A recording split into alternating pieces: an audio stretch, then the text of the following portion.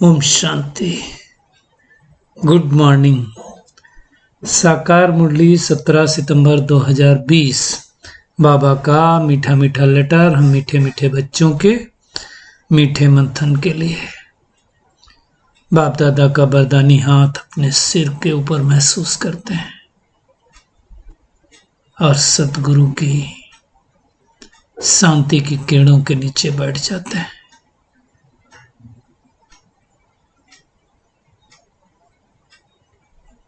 महसूस करें मैं शांत स्वरूप आत्मा हूं।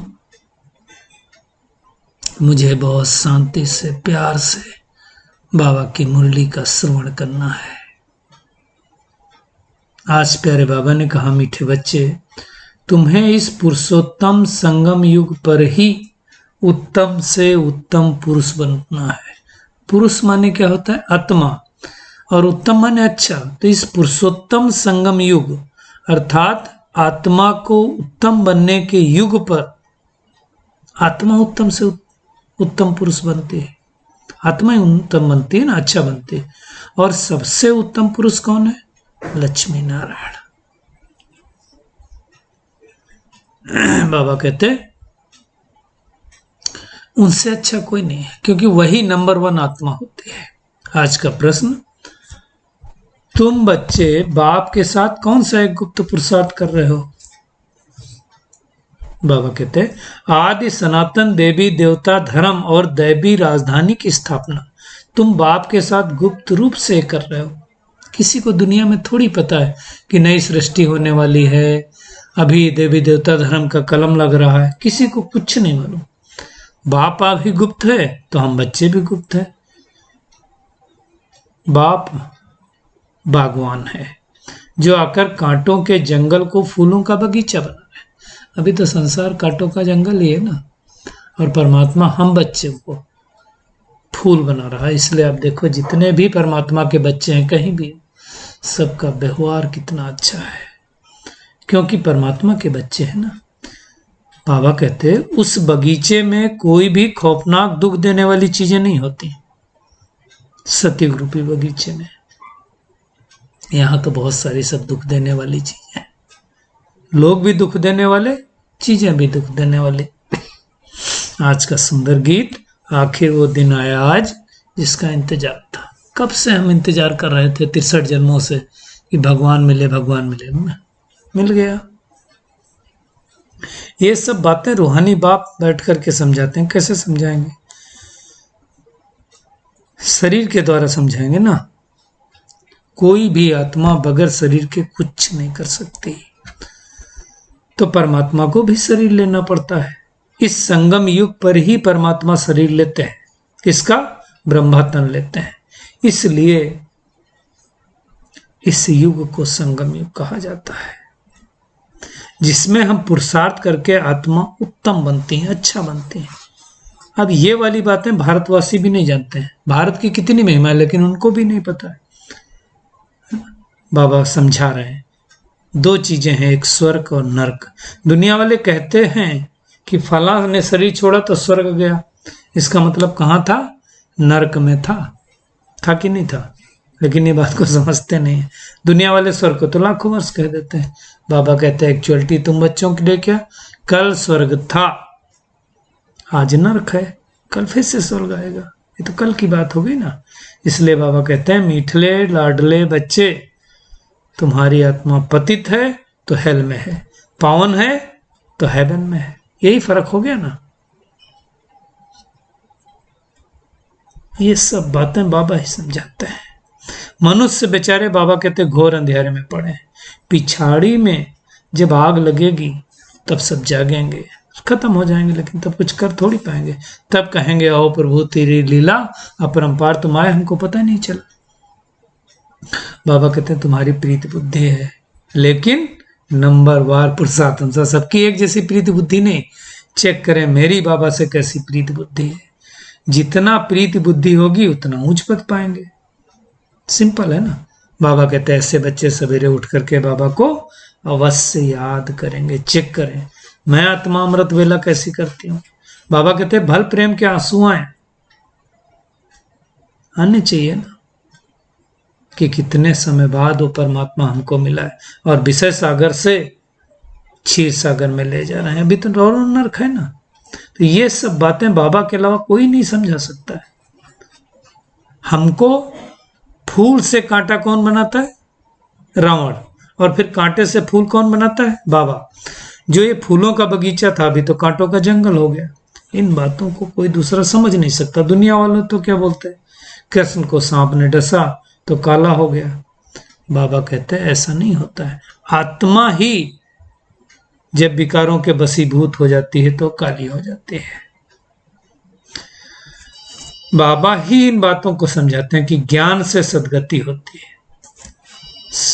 है ना। सद्गति के दो स्थान है, एक मुक्ति धाम है, एक जीवन मुक्ति धाम। तो मुक्ति धाम में भी सद्गति और जीवन मुक्ति धाम में भी सद्गति होती है। वहां भी तो अच्छी गति होती ना, कोई दिक्कत तो होती नहीं।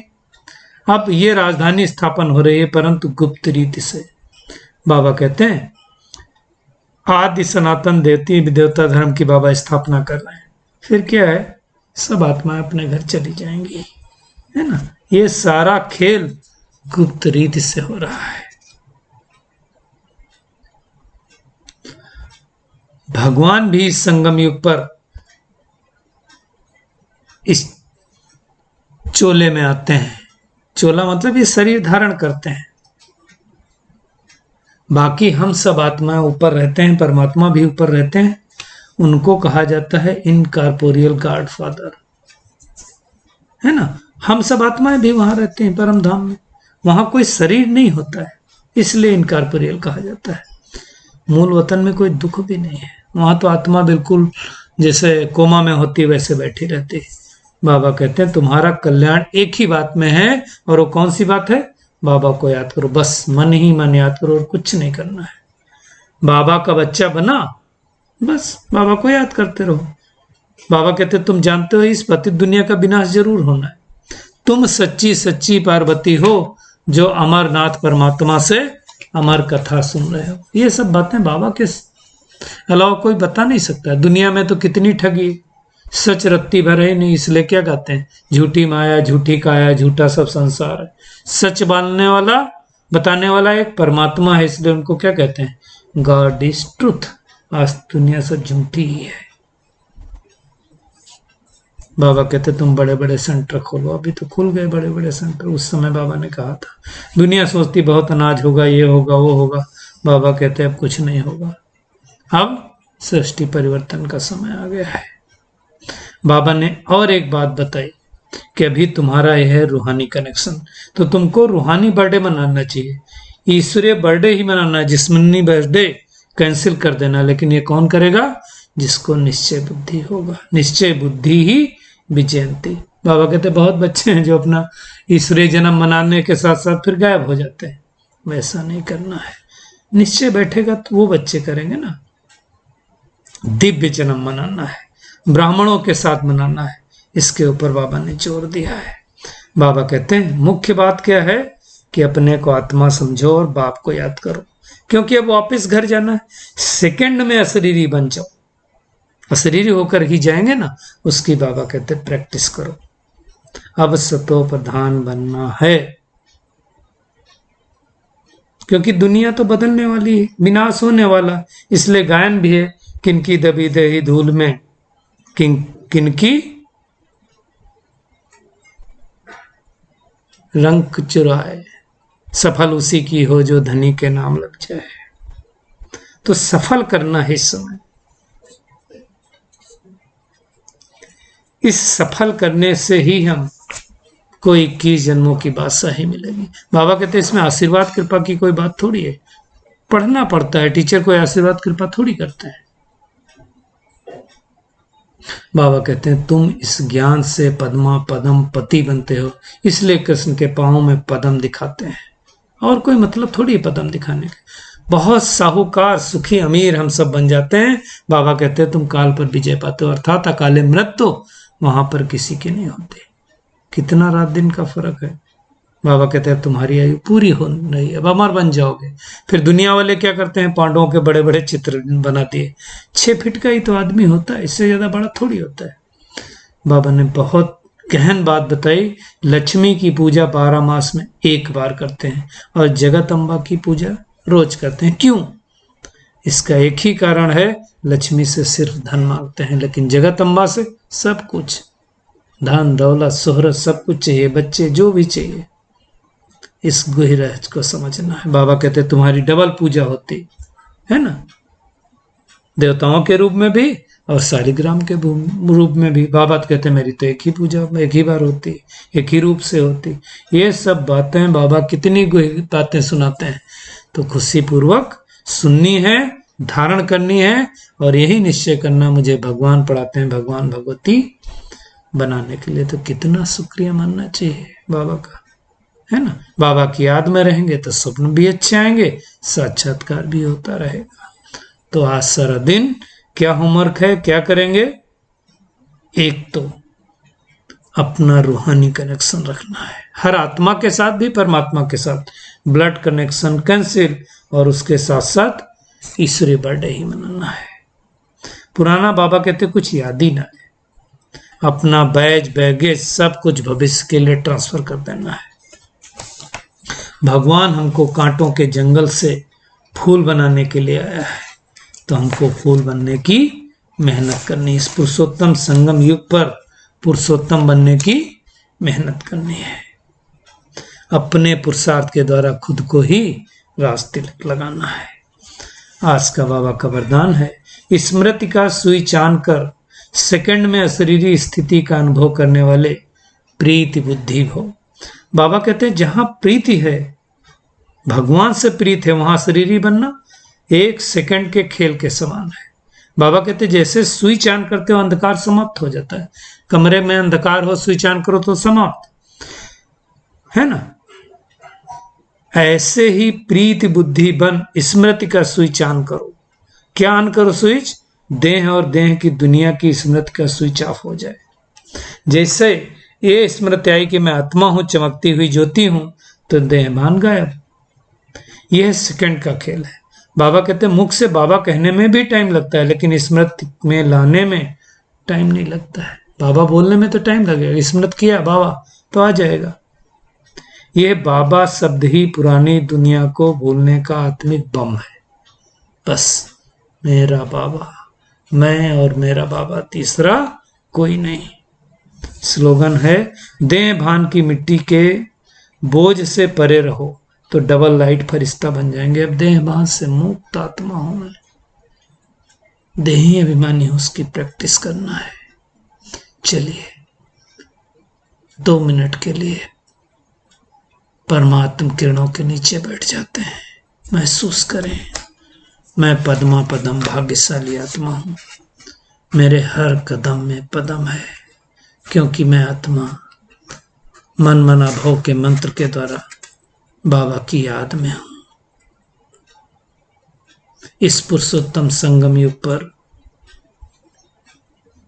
मुझे स्वयं को उत्तम बनाने का पुरुषार्थ करना है। परमात्मा गुप्त रीत से सत्य की दुनिया की स्थापना कर रहे हैं, इसलिए मुझे भी उनका राइट हैंड बन करके अपने तन मन धन से सत्य की दुनिया की स्थापना में सहयोग करना है। अपना सब कुछ सफल करना है। आज सारा दिन स्वयं की स्मृति का सुचान करेंगे, क्योंकि मैं आत्मा परमात्मा से प्रीत बुद्धि आत्मा हूं, इसलिए मैं शरीरी हूं। एकदम अशरीरी बन जाए, सिर्फ मैं चमकती हुई ज्योति आत्मा भृकुटी सिंहासन पर बैठी हूं और सतगुरु परमात्मा से शांति की किरणें आ रही हैं और मेरे अंदर समाहित होती जा रही हैं। मैं देह भान की दुनिया से मुक्त हूं।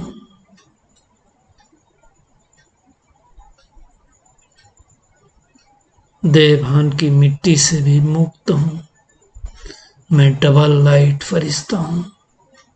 मैंने अपना बैग और बैगेज सब कुछ भविष्य के लिए ट्रांसफर कर दिया है।